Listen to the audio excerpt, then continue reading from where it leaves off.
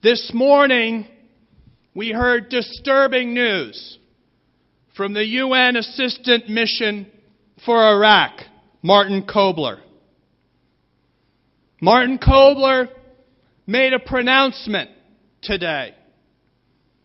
He told the residents of Camp Ashraf that they must accept Iraq's rule, that all of them need to be relocated to unknown locations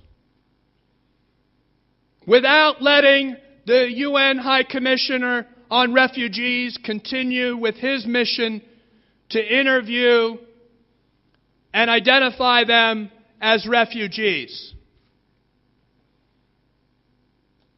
This is not only backwards because it perverts the very mission of the UN, it's disturbing for the United States, who guaranteed the protection of these residents and who is about to welcome the leader of Iraq at the White House on December 12th. Fascinating. In the hopes that you're going to send this tape over to the White House and the Department of State, take a look at the letter that the Iraqi government has sent to the European Commission. And in this very letter, at the top of the list, it says, the organization has already been classified by the international community as a terrorist organization. There's only one reason it's there. We helped this government put it there. I had occasion to be talking to the UN High Commissioner on Refugees about 2 weeks ago. He expressed grave disappointment and frustration with the Maleki government. But I must tell you, and I'm going to look at this through a third lens, he expressed frustration, perhaps even surprise, with the United States and its failure to act, because the continued designation has frustrated their limited efforts, because they know even if they get access, and so far the Iraqi government has denied them access. We pointed out today, Patrick Kennedy pointed out to you, even today, Martin Kleber was told that you got to move by the Iraqi government, you must move these men and women to another location in Iraq.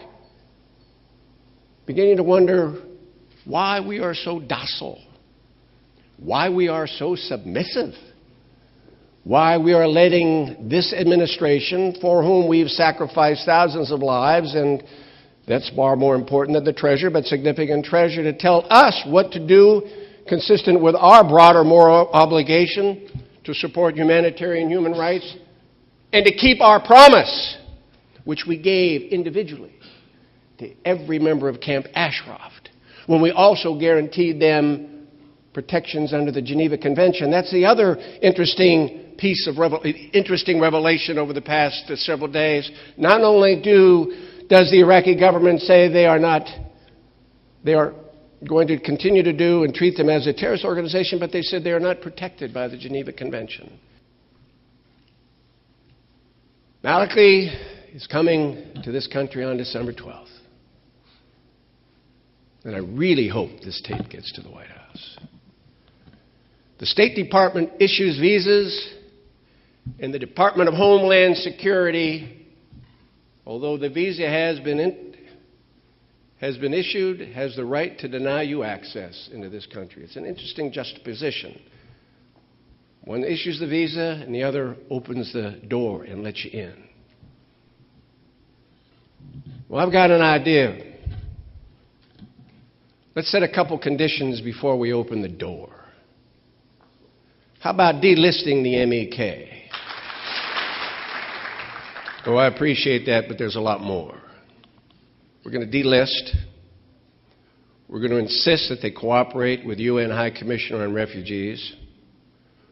We're going to insist that the initial interviews take place in Camp Ashraf.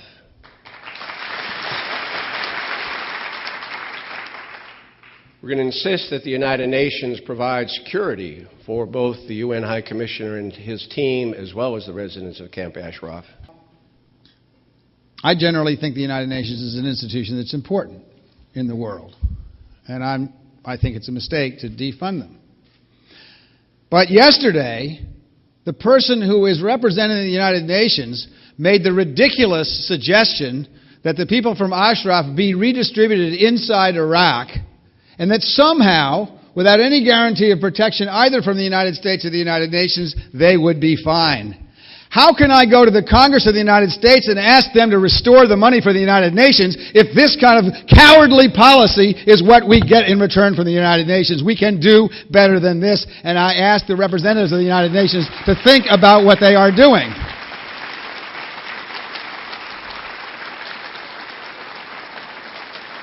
We expect, in return for our investment in the United Nations, we expect courage. And we have seen virtually none of it from the UN in protecting these 3,500 individuals in Ashraf who have written guarantees, every single one of them, from the United States government that we would protect them, and who have been screened by the Federal Bureau of Investigation's anti-terrorist squad, and not one of them has been found to have terrorist connections. Explain to me, Martin Kobler, what rationale you give for what you have done, which is essentially to sign the execution okay for 3,500 unarmed civilians. That is not what the United Nations is supposed to be doing. I am sure that when the 41 days passes, if harm comes to the people of Ashraf, you will get people in political places who will say, well, we didn't have enough time. We started this 341 days ago, at least when I got involved, and you started this long before that. We have had enough time, but we have allowed the time to trickle through our fingers, and it is not acceptable. Mr. President, we need to act now, not just for the people in Ashraf, not just because we are wanting to stand up and have regime change in Iran.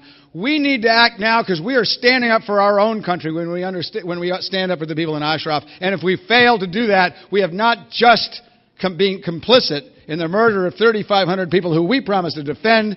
We are complicit in debasing our own country, and I do not believe that any American president ever should be part of that. The mullahs who run the terrorist theocracy employ torture, rape, disfigurement, and murder to suppress dissent. Now they are planning the mass killing of the largest concentration of witnesses to their crimes in the world today, those who are living in Camp Ashraf in Iraq. There are movements afoot to bring a case against Iranian leaders in the International Criminal Court, as I've mentioned. Efforts are underway to try to persuade several nations that are signatories to the Rome Treaty to file charges, including incitement to genocide and the murder of dissidents. If this were to happen, the witnesses who currently reside in Camp Ashraf would secure the additional status of protected witnesses, and the prestige of the International Criminal Court might weigh heavily in favor of assuring that they were not harmed by Iranian killers assigned to keep them from giving relevant testimony. I intend to communicate directly to the Chief Prosecutor of the International Criminal Court and urge him to grant witness-protected status to the potential witnesses who today are in that camp. Despite its claim to be complying with law, the Iraqi government is actively hindering UN agencies from trying to help the residents relocate to safe places. And now they're trying a new ploy. Now they're trying to get some UN agencies and some UN leaders to support the policies that they're trying to implement at Camp Ashraf. That is cynicism at its worst, and it cannot be allowed to succeed. The international community has too often failed in preventing the mass murder of dissidents. The world is now on notice. It has no excuse. When the Holocaust happened, everybody said, we didn't know. When the Armenian genocide occurred, we didn't know. When the Cambodian genocides were occurring, people were telling us it was propaganda. We didn't know. Rwanda, Darfur, we didn't know. We know. We have been told. We have been warned.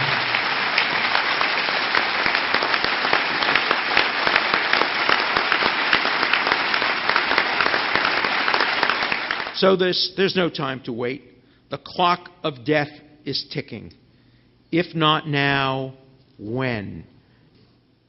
Having worked for the past 10 years on trying to stop Iran's committed quest for a nuclear weapons capability at the White House, at the State Department, and now out of government, I am convinced that until the current repressive regime in Tehran is replaced through the resistance of the Iranian people, we will not permanently succeed in ending the nuclear program.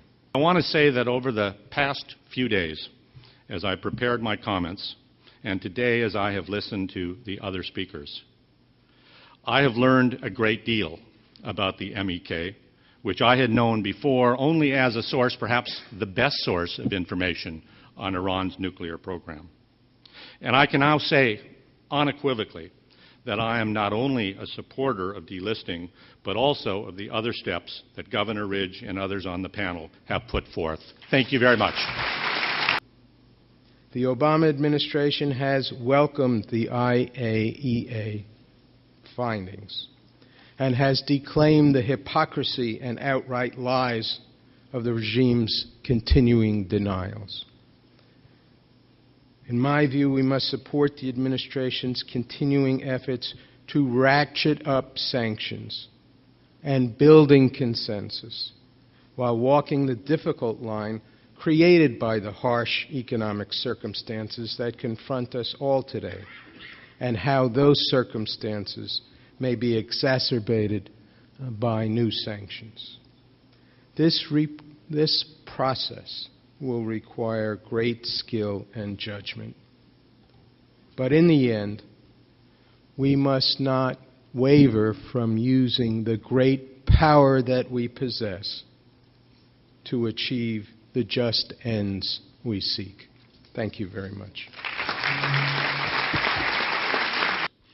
Maleki, as we speak, is undermining his political opponents. He's driving key Sunni leaders out of the military, and he's consolidating his power base. The attack on Camp Ashraf is part of this strategy, with the Iranian fingerprints all over it.